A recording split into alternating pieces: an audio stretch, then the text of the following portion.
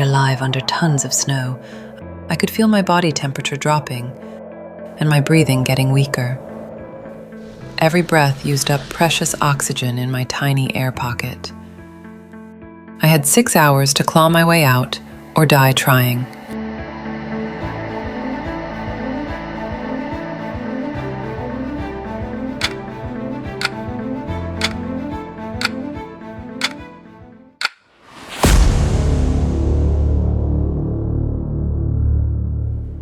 Hello, today I'm going to tell you about the most terrifying 6 hours of my life. My name is Emma Sullivan. I'm 26 years old, and I've been a professional backcountry skier for 8 years. I live in Whistler, British Columbia, and I know Canada's most dangerous ski routes. Powder snow, steep slopes, untouched wilderness. These are my passion. But that day, the solo ski I did in Whistler backcountry almost became my last ski. Everything started on the morning of March 18th. It was a perfect snow day. 30 centimeters of fresh snow had fallen overnight. Clear weather, calm wind. Temperature was 18 degrees Fahrenheit, ideal conditions for backcountry. That morning, at 7 a.m., I reached Whistler's north slopes by heli-drop. The plan was simple. Start from 10,000 feet elevation and do a solo run in virgin powder terrain. Backcountry skiing is an extremely dangerous sport. There are no groomed runs, no safety patrol, no rescue teams, just you, the snow, and nature. You make one mistake, you can die. It's that simple. That morning I had all my Avalanche safety equipment. Avalanche transceiver, probe, shovel, Avalanche backpack. I had taken Avalanche safety training. I could do risk assessment. But nature can sometimes catch even the most prepared people. I skied the first 3,000 feet without problems. Snow quality was perfect. Deep powder, perfect grip. Since I'd known this area for years, I was following safe routes. At 9:30 a.m., I was at about 6,500 feet elevation, approaching the Thunderbolt section. This is where I made my first mistake. I decided to deviate from my normal route and try a steeper slope, 45-degree incline, untouched slope. I was drawn by the temptation of perfect powder. My second mistake was not doing a complete risk assessment. 30 centimeters of snow had fallen overnight, but I hadn't fully checked the stability of the underlying snow layer. Avalanche danger level was considerable, but I acted overconfident. The first few turns were perfect. I was gliding in deep powder, snow crystals hitting my face. Pure bliss. But then I heard a sound. Crack! A new sound from under the snow. A slab avalanche had started. The snow layer beneath me had fractured and started moving. First a small area, then the entire slope moved with a domino effect. Within seconds, thousands of tons of snow were coming toward me. Escaping an avalanche is nearly impossible. Snow moves at 50 miles per hour. You can ski at maximum 25 miles per hour.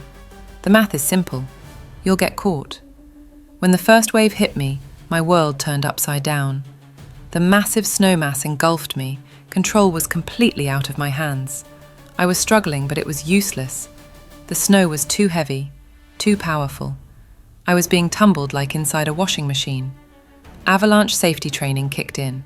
First rule, try to stay on the surface as much as possible. I tried to make swimming motions. Second rule, protect your mouth and nose area. I put my hand in front of my mouth. Third rule, try to create an air pocket when the avalanche stops. But the snow was so fast and powerful that no strategy worked. I was being dragged downward, 1,500 feet, 3,000 feet. Finally, I stopped by hitting a rock. Silence, darkness, and compression. I couldn't move. I was completely surrounded by snow, hard, compact snow. I was having trouble breathing. I tried to move my hands. I could only move a few centimeters. The first few minutes were panic. The claustrophobic feeling was very strong.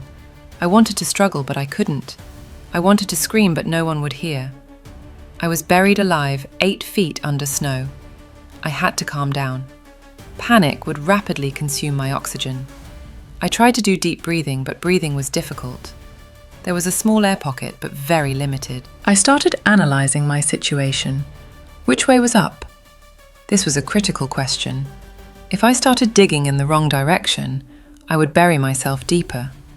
I tried the gravity trick. Which way does saliva flow? But it was too cold. Saliva froze immediately. I checked my watch. 10:15 a.m. The avalanche had happened at 10 a.m. I'd been buried for 15 minutes. I knew avalanche statistics. Survival rate in the first 15 minutes is 92%. Then it drops rapidly. After 35 minutes, 30%. After 2 hours, nearly 0%. But I was still alive and determined to fight. First priority was oxygen management. Shallow, controlled breathing.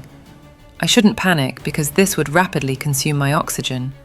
I had to preserve my small air pocket as much as possible.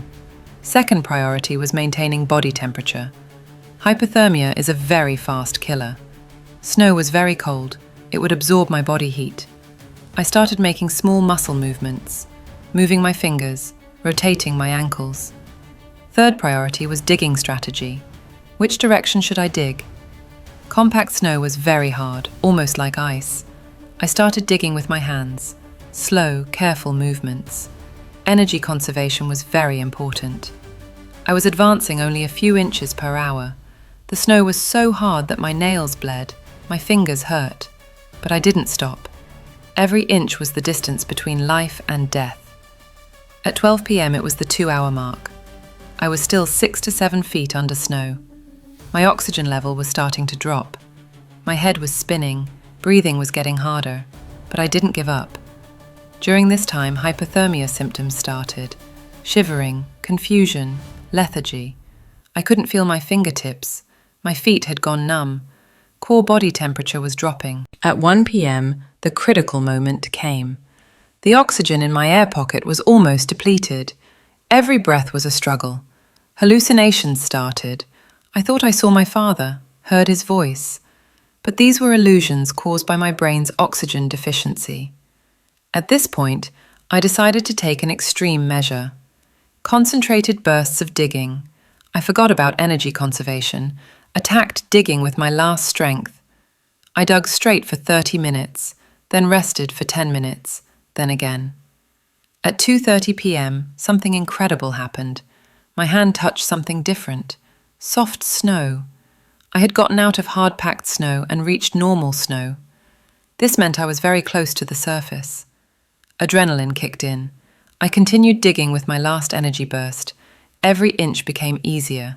The snow was soft, movable. At 3:45 p.m., my fingers reached daylight. A small hole, but fresh air was coming through. I immediately took a deep breath. The oxygen rush was incredible. I tried to widen the hole, but I was very weak, hypothermic. My hands could barely move, but at least I could get fresh air. At 4:30 p.m. I got my head out of the hole. For the first time in 6.5 hours I saw daylight. I was snowblind for a moment, but I didn't care. I was alive. Getting the rest of my body out was easier. 30 minutes later I was completely on the surface. But my condition was bad. Severe hypothermia, dehydration, exhaustion. My cell phone was working. I made an emergency call. Helicopter rescue came and took me to the hospital. I stayed in ICU for 4 days. The doctors were amazed. Surviving 6.5 hours buried is very rare, they said. How did you do it? The factors that enabled my survival were: first, I didn't panic. I conserved oxygen. Second, I applied a systematic digging strategy. Third, I constantly moved against hypothermia. Fourth, I never gave up. By digging for 6.5 hours straight, I made the impossible possible. Fifth, I had avalanche training. I knew basic survival skills. This experience taught me many things. First lesson, never underestimate avalanche safety. Fully study weather conditions. Second lesson, solo backcountry is very dangerous. Go with a partner.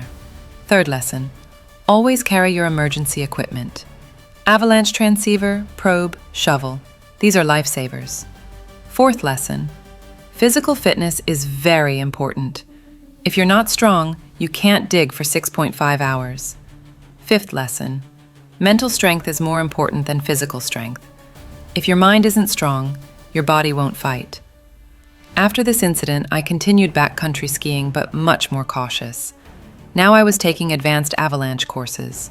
I was studying weather patterns more carefully, and I never went to steep slopes alone. Today, I still carry the effects of that burial experience.